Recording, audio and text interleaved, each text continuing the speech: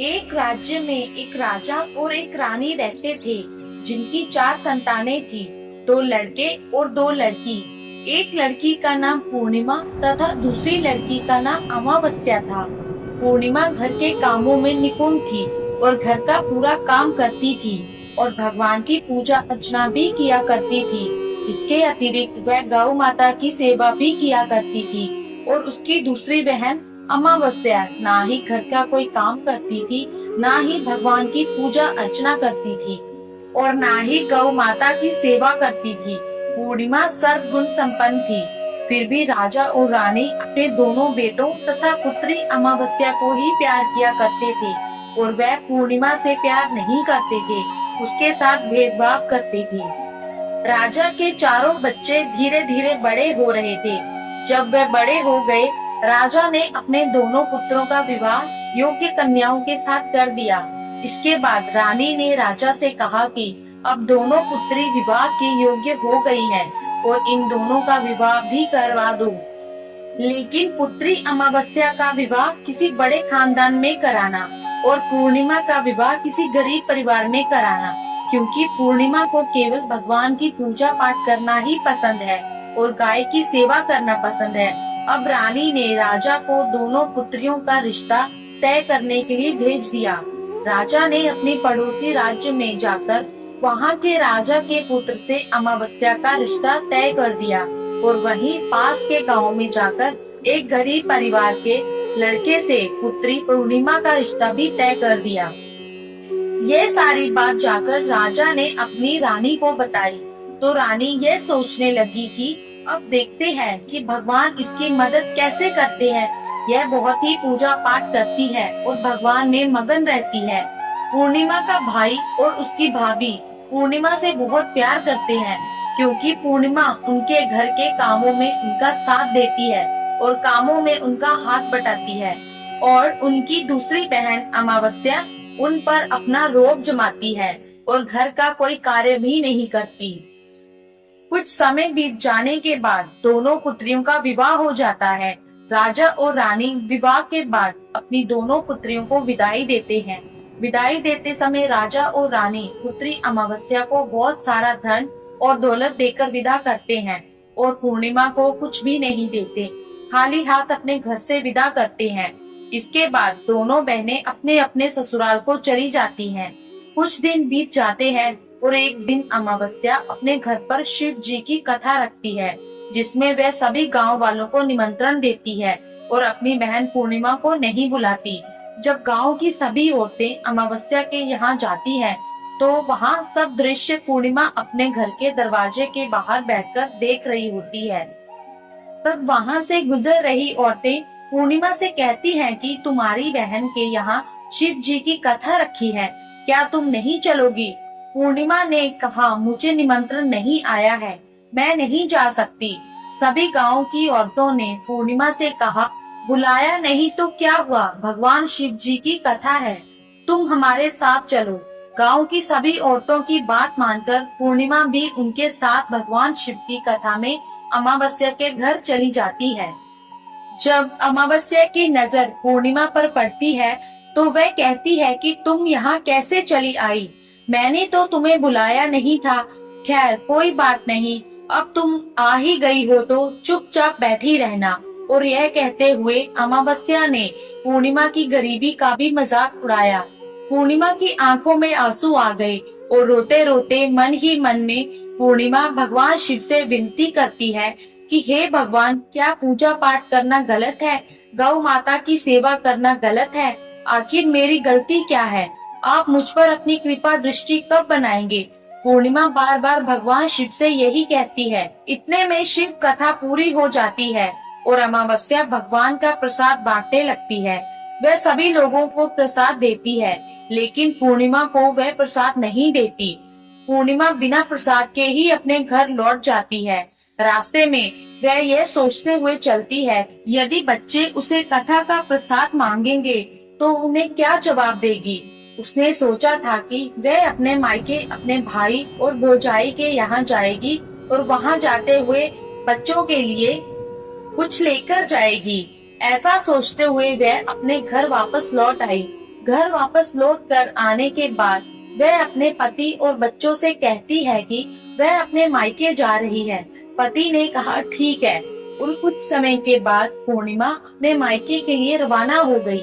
चलते चलते रास्ते में एक चबूतरा आया जिस पर तुलसी का पौधा लगा था। वहाँ पर एक बूढ़ी अम्मा बैठी हुई थी। वह कोई और नहीं, साक्षात तुलसी माँ थी। उस बूढ़ी माता ने पूर्णिमा से कहा, बिटिया तुम कौन हो और कहाँ जा रही हो? पूर्णिमा अपना परिचय देती है। परिचय देने के बाद बूढ़ी औरत ने पूर्णिमा से कहा कि यहाँ तुलसी का पौधा सूख रहा है, इसमें थोड़ा सा पानी डाल दो और इस चबूतरे की साफ सफाई कर दो, जिससे मुझे थोड़ी ठंडक मिलेगी। पूर्णिमा ने कहा कि ठीक है माँ, मैं तुलसी में पानी डाल देती हूँ और यहाँ की साफ सफाई भी कर देती हूँ। पूर्णिमा ने साफ सफाई करने के बाद बूढ़ी अम्मा को भी नहला दिया और बूढ़ी अम्मा की भी सेवा की, उनके पैर दबाए और बूढ़ी अम्मा से कहा कि माँ जी और बताइए मैं आपकी क्या सेवा करूँ, और कोई काम है तो बता दीजिए, मैं कर दूंगी। बूढ़ी अम्मा ने कहा कुछ नहीं, अब तुम जाओ और वापस आते समय मुझसे मिलते हुए जाना। पूर्णिमा ने बूढ़ी अम्मा से कहा ठीक है माताजी, मैं जाती हूँ, वापस आते वक्त आपसे मिलते हुए जाऊंगी। कुछ समय आगे चलने के बाद एक शिव मंदिर आया। वहाँ पर उसे एक बूढ़े बाबा मिले जो मंदिर के बाहर बैठे हुए थे। वे कोई और नहीं, साक्षात भोलेनाथ थे। उन्होंने पूर्णिमा से कहा कि कहाँ जा रही हो बेटी, तुम कौन हो? तब पूर्णिमा ने अपना परिचय दिया। फिर उस बूढ़े बाबा ने पूर्णिमा से कहा इस चबूतरे की और इस मंदिर की सफाई कर दो।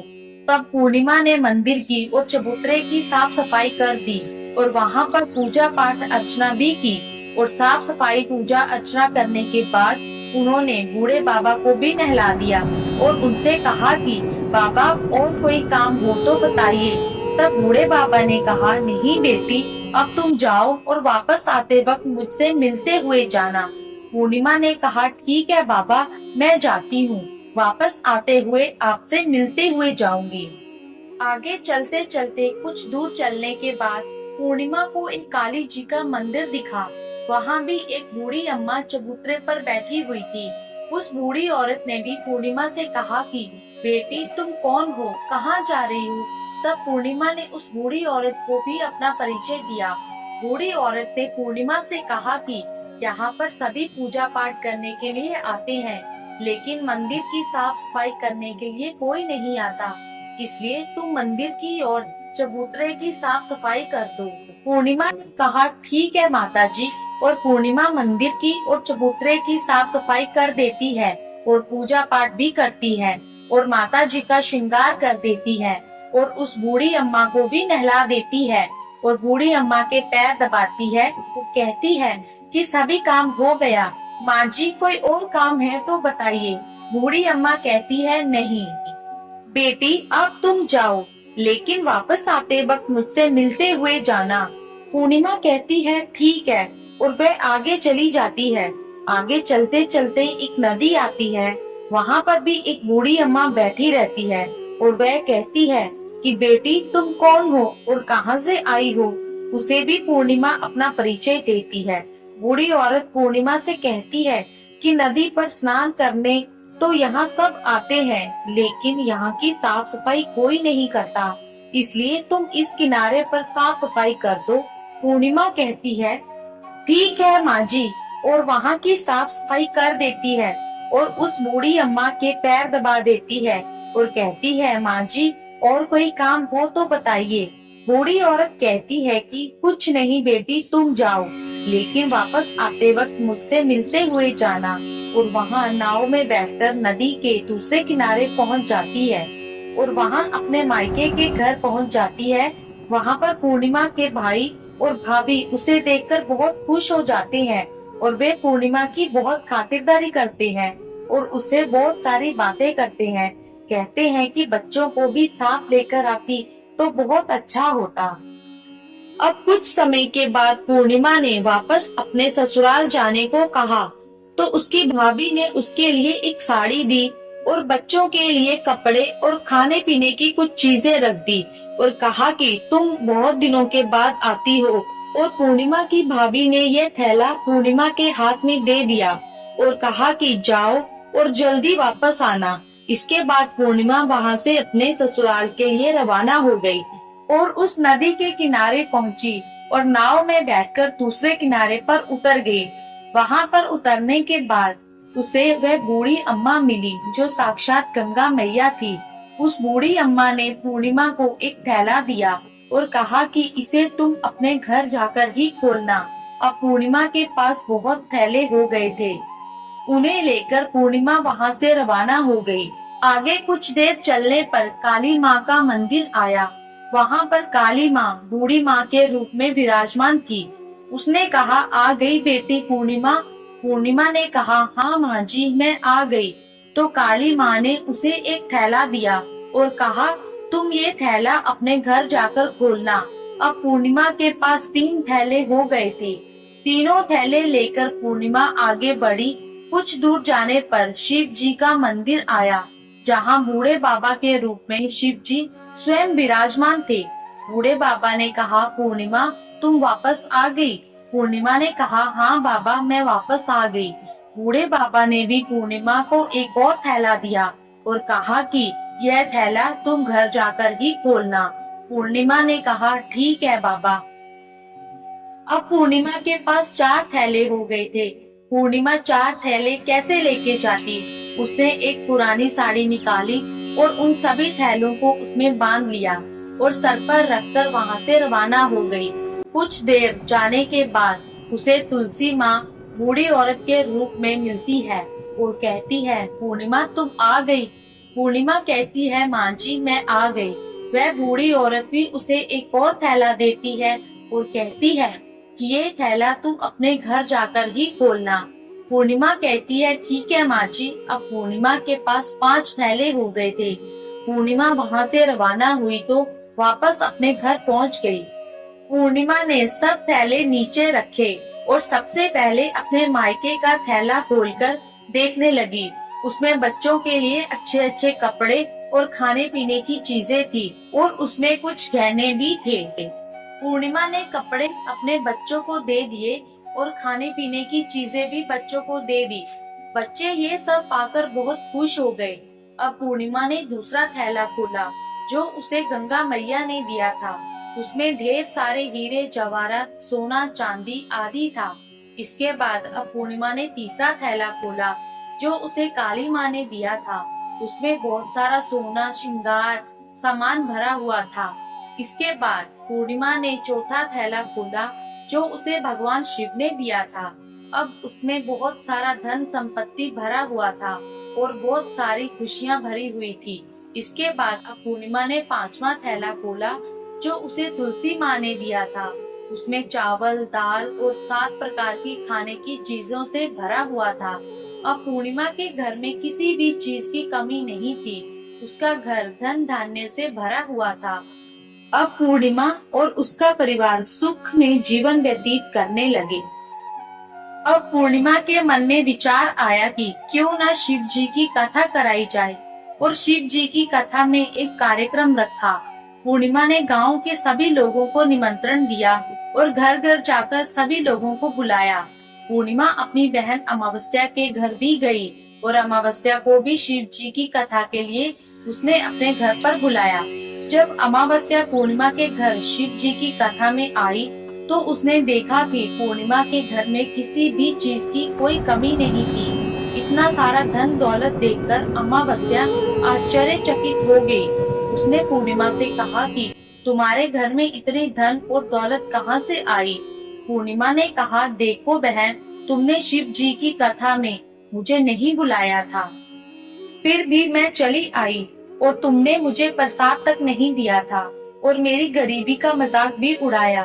उसके बाद मैं अपने घर आ गई और घर आते हुए मन ही मन में सोच रही थी कि अपने मायके जाऊंगी और मैं अपने मायके चली गई और जो कुछ घटना इस बीच हुई वह सभी घटना अपनी बहन अमावस्या को बताती है।